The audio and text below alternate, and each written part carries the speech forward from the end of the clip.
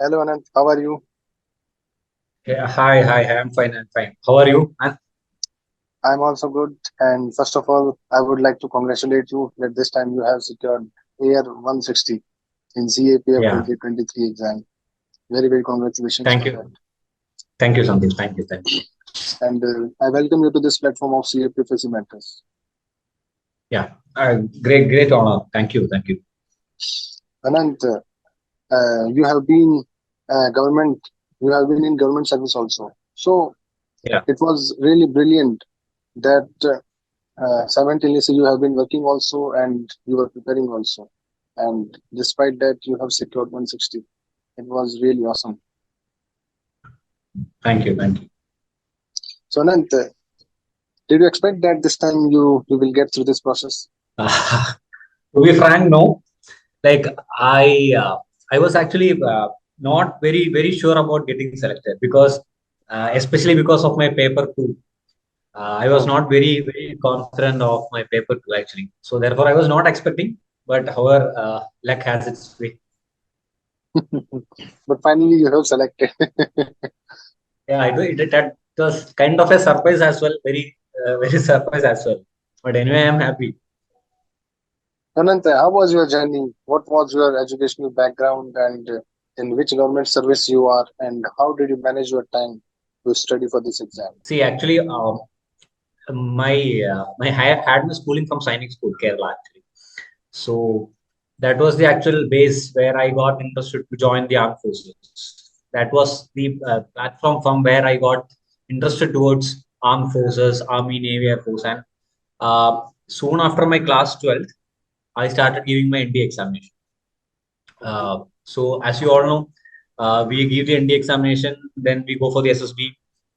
So I was lucky enough that I could clear all the initial three ND attempts at the first go itself. I cleared my ND exam. I went very with a lot of josh. I went for the SSB, but I could not clear. Then I did my graduation in BTech. I did my BTech from my college, Kerala itself, from a government college in Kerala in information and technology. And post that, I completed my graduation, and post that, I got selected in the Intelligence Bureau. I'm still working in Intelligence Bureau, and from 2020, at almost I'm having close to 4 years of experience in working with the Intelligence Bureau. So it was in the meantime that I decided now I have exhausted all my exhaust. I gave around 10, 13 SSB attempts.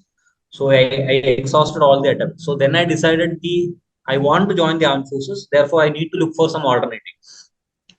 Then that was the time. Then I decided I will have to focus more upon the CAPF, this AC examination. But yes, since I was already working, I had to manage my time. Mhm. As you know, my department is such a department where there is no fixed time. It is not a 9 to 5 job as well. We will have to work on odd hours. But however, the time what I decided was whenever I get time, I will have to study because I will not get time from morning so and so or evening. I cannot fix that timing because my work is that way. So Okay. I had only one plan. Whenever I get time, I will have to study. So it was very good that instead of being in government service, you have managed yourself some time to study, to devote some time to this exam. Because this exam demands dedication. Yeah. So, Anant, which attempt, how many attempts have you given for this exam? Yeah. Actually, this is my fourth attempt. Okay. But actually, this is my fourth attempt. I had given three attempts, but that was not a kind of a complete prepared attempt. Actually, this was my first attempt where I entirely dedicated my time towards this preparation. Because during my previous attempts, as I was said, I was giving my SSBs as well. I was preparing for my SSBs or some other examination. But this is the first attempt where I completely dedicated to the CAPF AC examination without giving any attention to any other examination. So to be honest, this is my first well-prepared attempt. Okay. So this was your first serious attempt, Serious, not serious, I would say, fully prepared attempt. fully prepared. So, what do you think? What kind of mistakes you were doing in your previous attempts? In the first mistake, of course, is I did not finish my syllabus in time. That was the first mistake. I could not clear the paper one. That was the thing. This is the first medical, first interview as well. So the thing was that I could not clear my paper one. That was the major thing. That was and the reason was I could not complete my syllabus in time because I was working and I was giving other examinations as well, SSBs as well, simultaneously preparing for other examinations. So I could not complete that syllabus. So that was the major mistake. Okay, okay. So this time, this was your fully prepared attempt. Fully prepared attempt. So yes, very yes. good. It means that in one go you have cleared all the stages and secured even 160 rank also. Yeah. Yes, yes. So Anant, let us talk about your preparation of specific papers, paper one and paper two. So let us come to paper one. Yeah. So what do you think? What kind of mindset an aspirant must have while attempting paper one? See, first of all, let me tell you, paper one.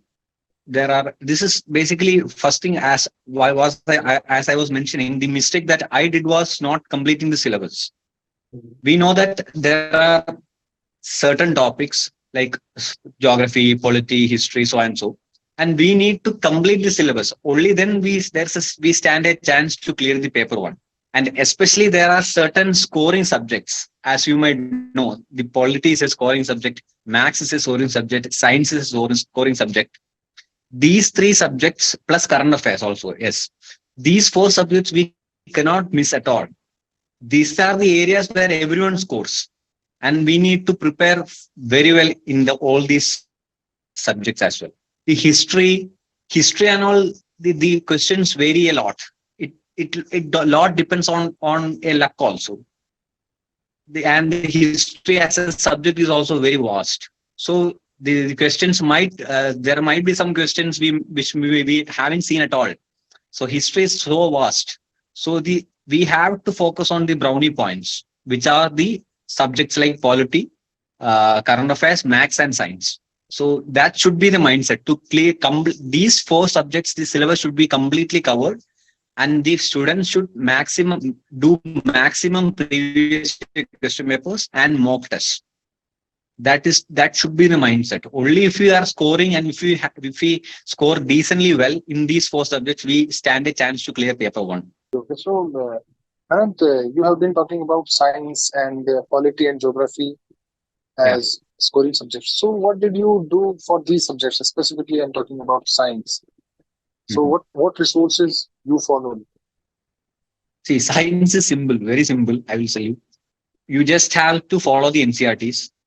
That is not just from 8th or 9th, from class 6 to class 10th, you will have to religiously follow this class 6 to 10 NCERT. And as you know, there are certain subjects like biology where questions have started coming up from class 12th also. So that will have to an environment as well. Certain topics, questions come up from that +1, +2 as well. So in that, for science, you have to very well read class 6 to 10 NCERT and then selectively take up subjects or topics from +1 and +2. And another very important thing about science is previous year question papers. You will have to practice previous year question papers. You will get almost 30 to 40% questions from previous year questions only. Because that has been the trend of UPSC. Previous year question paper in the sense, not just AC, CAPF exam, but as you know, ND examination, CDS examination, these LDC examination, everything. So you will have that should be the syllabus, and that should be the method of doing science, I feel. So Anant, what about geography? Because along with science, we have seen that so many questions are coming from geography as well. So geography, I had followed +1, +2. Only +1, +2. That was I followed +1, +2. Of course, I had made basic notes, very minimum notes from 6th to 10th, but I seriously followed class 11th and 12th NCERTs. That has been my source. Any standard book? No other standard books. See, what I was telling is that since I am working, the time that I got to prepare was very minimum. I know that I will only get limited time. So I have to limit my sources. So I had to limit my sources. Therefore, I stuck to only NCERTs in most of the subjects, except few that I'll come to it. But in geography, I stuck to NCERTs, plus one and plus two, plus the notes that I had made for from class 6 to 10th. Very basic notes. Okay, okay. So it means that your sources were very limited. Very limited. Very limited in the sense, most of it was from NCERTs. Because of limited sources, also your revision time that also enhanced. Yeah, sure. Yeah, correct. My revision time was also, I got a lot of time to revise. I made short notes for history. See, when I come to history, I'll tell you, I I made notes. Once I made a complete note of all the NCERTs from class 6 to class 10th for NCERTs, and even plus one and plus two for select sub, plus one and plus two as well. I made a complete note. I had three books, one for modern, one for medieval, and one for ancient. That is short notes of history. And I revised that only that. I did not go back to the pre NCERTs for revision, because history you cannot take up the NCERTs and start revising the previous day, because it's a lengthier thing. You cannot do that. So you will have to make notes. And for history, I have done that. So what do you think? What kind of role test series play in preparation journey? The series, yes, great. You see, whatever we study, how much we study, if you do not apply it, or if you do not get the knack of solving MCQs, you will not clear the paper one. See, how much even if I say that I have completed all the syllabus, I had read all the standard books, if you are not good in solving MCQs, you will not stand a chance. That's for sure. So you will have to solve maximum number of PYQs, especially the UPSC question papers, previous year question papers of NDA, CAPF examination, CDS, especially CDS to be sure, because that is a graduate level examination. CDS, LDC examination. There are multiple examinations conducted. So solving previous year question papers is the key, and that you will also get an idea how much questions we need to attempt and how much is the accuracy. You will get an attempt. You will get an idea about how where our accuracy lies, and that is how you go about in the final exam as well. So which is very key, solving previous year question papers. So Anant, let us talk about paper two. So Yeah. you were having very limited time. So Yes. how did you manage practice for paper two? Because in this journey, particularly we have seen that for essay writing, argument writing, and report writing, an aspirant has to attempt so many practice sessions. So how did you Yeah. do that? See, I did practice this previous year question papers. So my initial set of practice was, of course, from the previous year question papers. I did not refer to any coaching material or something like published by coaching materials, because I did not get the time for that. I just downloaded the previous year question papers. I went through the questions. I understood what kind of questions might come up in the actual examination. I got an idea of it. I practiced it in a while. Practiced for one or two times. But after that, what I did very well was that I extensively started reading newspapers. Because as I said, I was working. During my working hours, what I could manage was nothing but a newspaper. Mhm. I could get my hands to Hindu newspaper. Hindu newspaper would come to our office every day. Okay. So during my office hours, whenever I get free time, what I do is that I read Hindu very religiously. I read the editorial in particular. I complete the editorial fully. I make notes out of it. I make online notes. I take down points.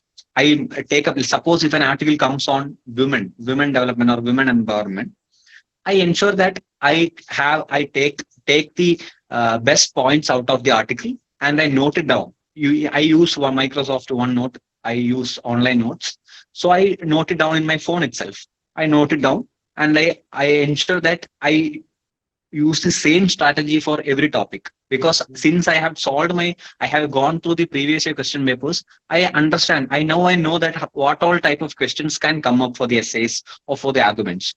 So while reading newspaper, I take points out of it and I note it down. And Okay. even not just points, I note down the quotes as well.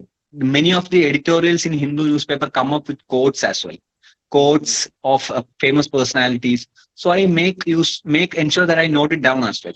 So that was my major chunk of preparation for paper two. Okay. Okay. So your handy notes which you prepared during this preparation were very useful for you.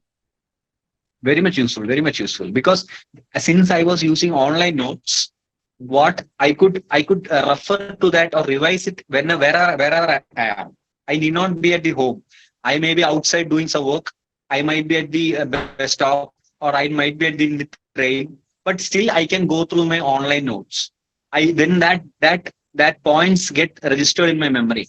So for essays and all, I could use that very easily. Okay. Okay. So So my writing practice was actually less. I could not give so much time for practice writing, because I was working. I did not get enough time for that, but I ensured that I had my points in my mind. I had my points within me so that I could write it easily during the paper two. So that I ensured it. so basically it was just smart work. Yeah, yes, I would say we require smart work as well. Yeah, right, because I'm a person working for anyone who is working 9 to 5 or maybe even beyond that. You cannot get time so lavishly. We cannot compare our time with those preparing 24/7. There are serious aspirants who are preparing. They have so much time. But so here we have to do smart work. Otherwise, we cannot clear this examination. So that was basically even your smart work during working, and even whenever you got time during your working hours, you just studied. So, Yes. Padmanabhan, any specific strategy you followed for essay writing or report writing or argument writing to get an edge from other students? For essay, as I said, I ensured that I start with good quotes, especially those of famous personalities, so that the evaluator gets starts with a positive note. Mhm. I started writing every essay with a quote.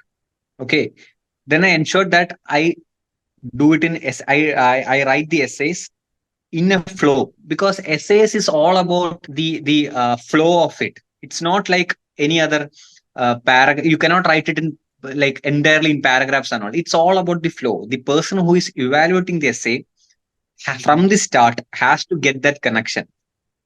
Mhm. But we should not go out of the topic as well. We should stick to the topic. We should come. It should flow like a river. So Mhm. that's the main thing about essay. And for that you will have to practice. And for me, as I said, since I used to read a lot of editorials which are basically essays, I had got that knack in me to like how to go about an essay. It should come, because first any essay should start, as we know, it should start with some introduction. We should cover the historical part of it. We should cover the present part. Mhm. We should give our solutions as well. So that is the basic idea or basic structure of any essay.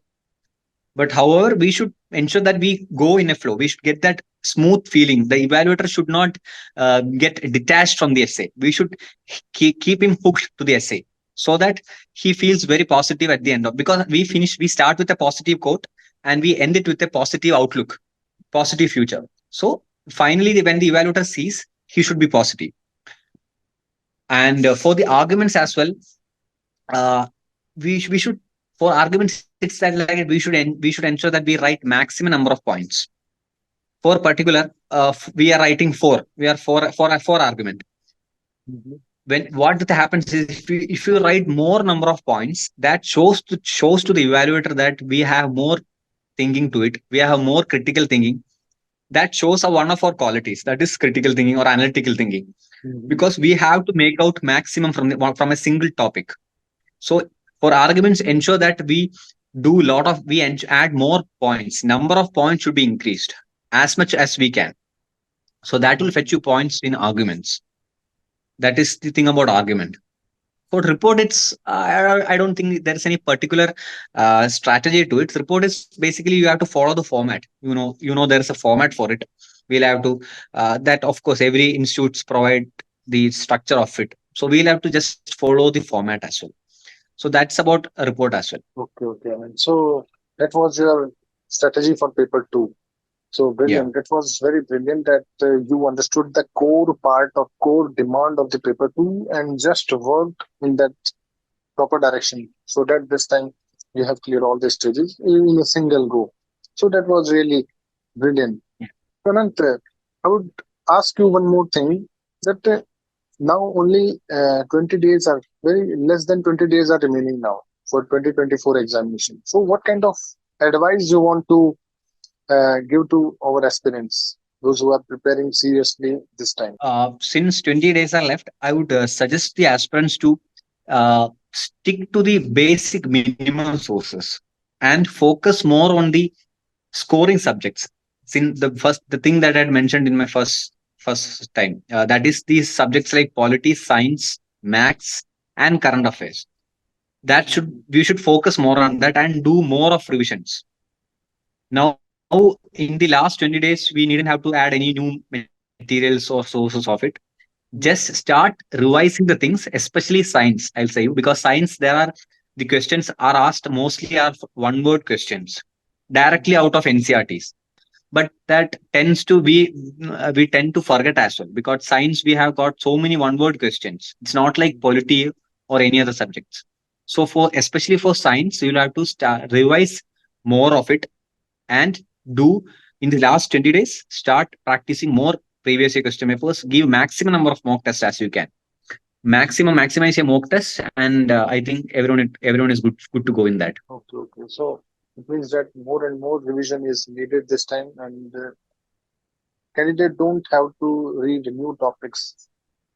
This was the core thing which you were delivering them. Okay, Anand, Yeah. it was very nice to talk with you. And Anand, last question I want to ask you: what are your preferences when you were filling your DAF for forces? Mhm. Which force you prefer now? Now you have 160 rank. So what do you think? Which force you would be allotted?